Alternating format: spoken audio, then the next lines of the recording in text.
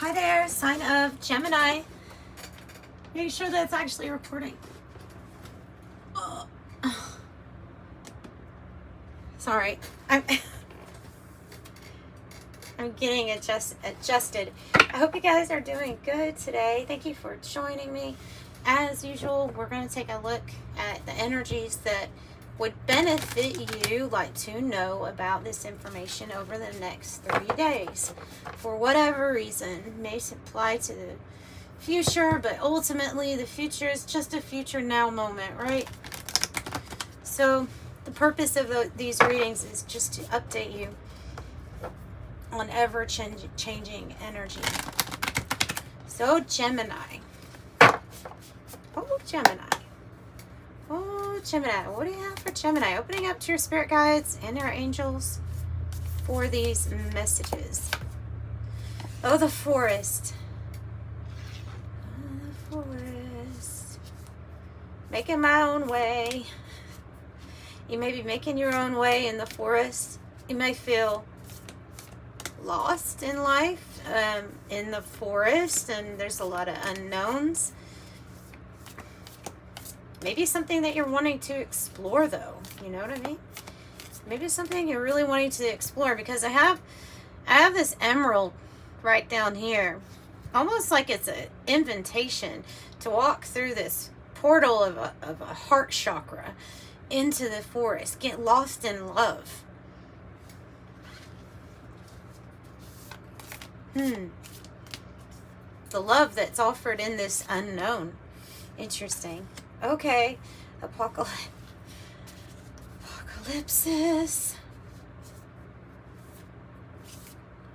I'm kind of getting this as purging. Of course, we are seeing this in the world right now, too. With that being said, everything's a reflection of within. But definitely what we are seeing is like darkness rising to the surface to be seen. The veil that there was, maybe even like preventing people from seeing some shadowy aspects of the world, is coming into view. So we're seeing this truth surface. This card does mean that there's some sort of purpose that you have, though.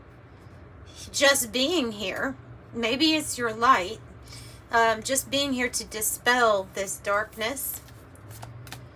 So that's another aspect to that card. It's kind of an intense card.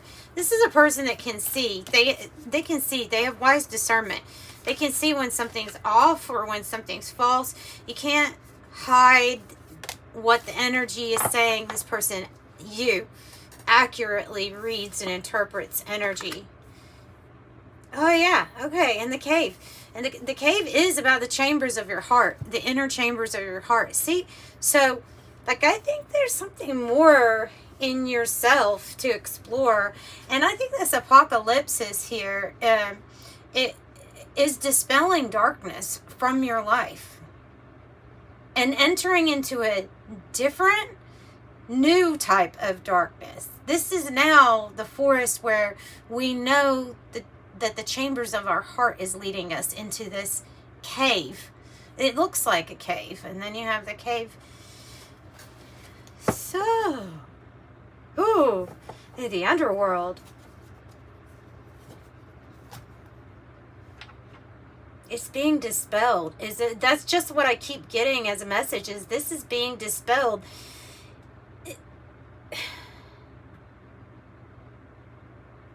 There's a new mystery to the darkness. It's going to be different than this underworld energy that you felt. And the underworld can represent great sadness, death. Doesn't always have to be sadness. It sometimes can represent like where things go just to end, to decompose and then be made new. The underworld can be, in a way, like a metaphor for piercing the veil, having maybe even communication with people who have passed on. Like, so I don't see this completely as I don't see this just like negative, the underworld. But the darkness that's associated with it, I see it being dispelled. Anima mundi is the soul of all. It is everything. It's the opposite of the void. That to me, it is the opposite of the void energy. So you can have it all. You have access to it all. You know this, and you know that there's more to explore within your heart. But for some reason that seems daunting, or like we're going to be entering the forest. Where, oh gosh, well, I don't really know. So we don't really know, but we do know that everything is found through that portal. Anima mundi is literally the soul of everything.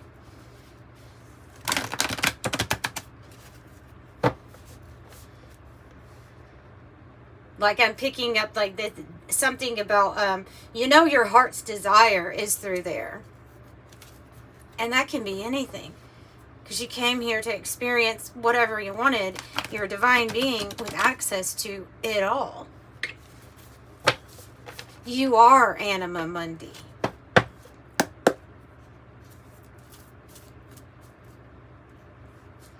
Interesting. The vinegar, the resin.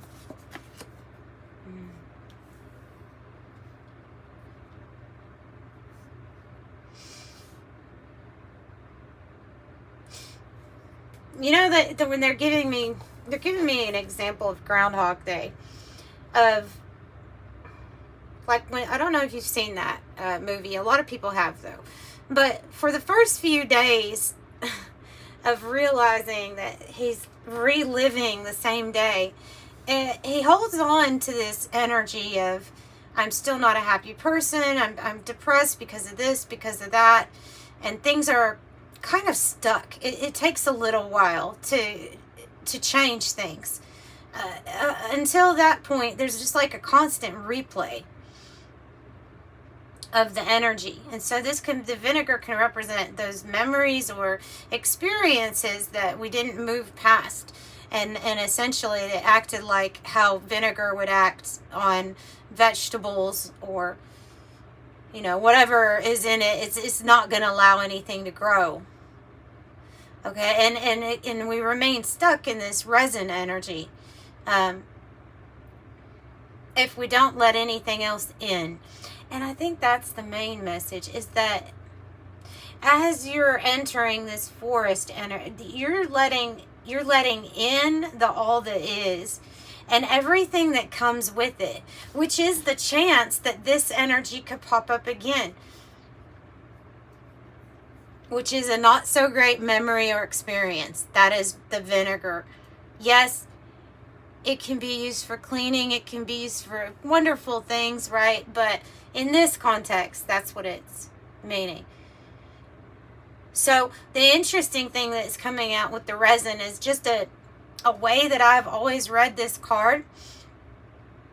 No matter what reading pops out and is not in the guidebook, because it's just something that I get from it, is there's this carnation here. And I always associate like carnations with prom or a wedding or something that's going on somebody's shirt or dress. And then this resin holding it in place. So I've interpreted this as an eternal love that has been saved just for you to experience, and it will be cracked open. But it's saved, it's preserved. It's a love. It's preserved for you to experience here. So that might be talking about an actual love that you're going to be experiencing. Maybe a type of love that you find for yourself, within yourself, that gives you this access to really everything that you could want. It's like, your heart's desire. Preserved for you. In the vinegar, where nothing else could grow for a while. No, see what happens to those energies, please, Spirit.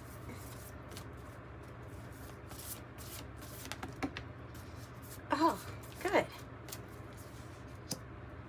You are not the drop in the ocean. You are the whole ocean in the drop. And you're about to be submerged into a very loving, beautiful, wonderful experience. What was in the past is in the past, they're saying with the ash. It is in the underworld now. It is already churned and it is ready for a new experience. It is going to be at this point a memory. A memory, and that's what it is. So this is a very loving, emotional experience here. Ash is talking about something being over and being a memory. A memory. All problems, any kind of obstacles or challenges to exiting the Groundhog Day feeling is going to be just, you're going to realize that you are it all. You can have it all. You can have a different experience. It's coming across just so like blunt, like you can have another experience, even with the sadness or the hurt that you have went through in the past with the underworld. And we hold on to the good memories too. You know, it's not all just a memory that you want to let go of all the time, but sometimes just admitting something is in the past is enough to like free ourselves. So yes, this is like a huge Ace of Cups for you. New loving experience.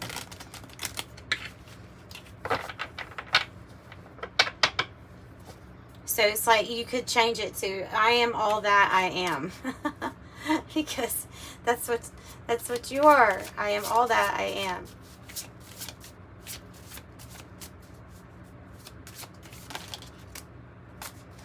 Two of Wands.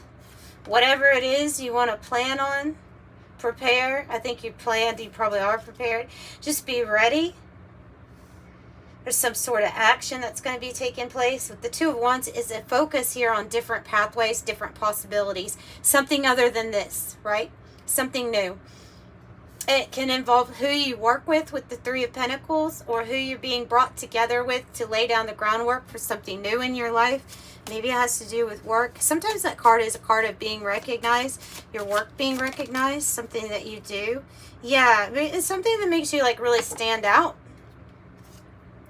So the Queen of Wands is not afraid to put themselves back out there, whether that's in dating world or whether that's in the career field, whatever it is that she does. Like, she is attractive, or there's no gender here. It's just about the energy. And so she receives like a lot of praise from other people because of how she's performing or what she's able to show that she can do. She's bold. She's confident. It's fun to her. This is fun. Like, I get a sense of slight danger or risk here, but ultimately it's like, it's what makes the Queen of Wands energy feel alive.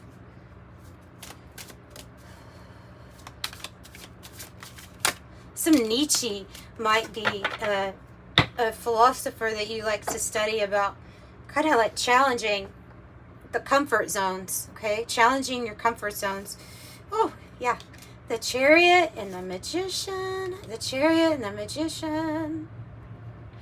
This is going to be a success. Look, I mean, you have, with this Two of Wands, this person's planning and they're looking at the whole earth, like with tweezers holding up the whole earth. The whole earth, all of it, available to you, right?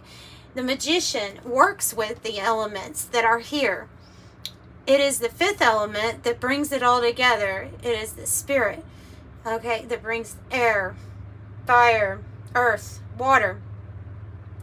So it does say the master of everything. That's interesting with that card, Anima Mundi. It's like, you're the master of Anima Mundi. That's what I'm really picking up on here. That's what you're doing. That's what you're creating. And the Chariot is assuring you that this is going to be a victory, that you are unstoppable, as the card says, unstoppable vessel, that you have the right avatar to get you to where you want to go. Your awareness is up there, you're balanced, and it feels like you're ready for the ride, ready for the next ride. Why? Because you manifested it. So let's pull from the 108 Oracle. 3-3 might be significant. So I just saw it.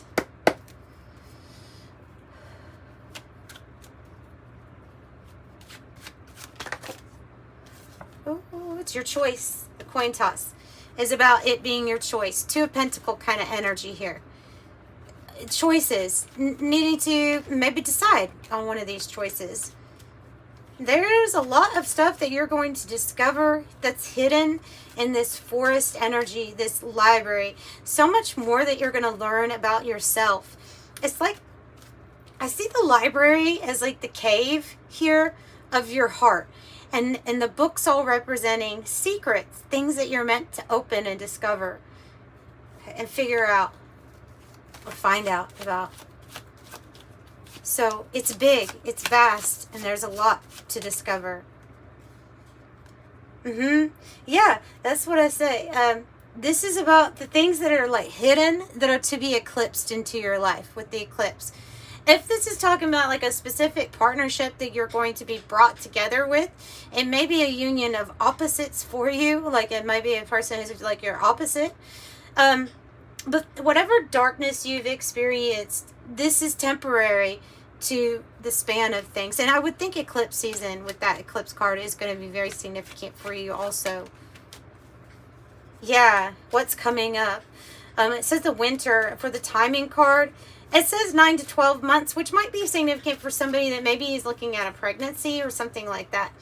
But other than that, I'm going to actually read it for the zodiac signs that are on the card and say that this is talking about December time, or a period of December where something's going to really take off.